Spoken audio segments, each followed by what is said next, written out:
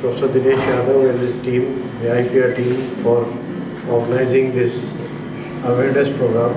It is the right moment. Go ahead and get things patented.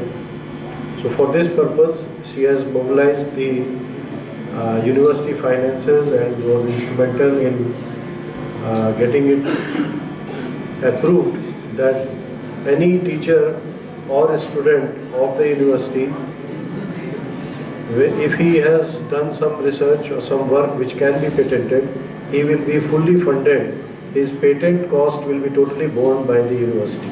This is something which is new and very favorable for all the researchers.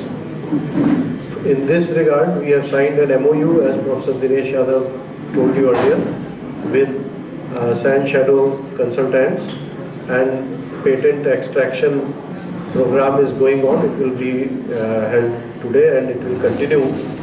And soon we will see a lot of patents coming out of our university.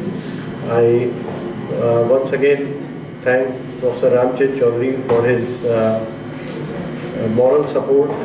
He is always available for any academic venture that the university and science faculty and the agriculture faculty looks up to. So I thank you for your blessings in this program, and I wish the program will grant success. Thank you very much.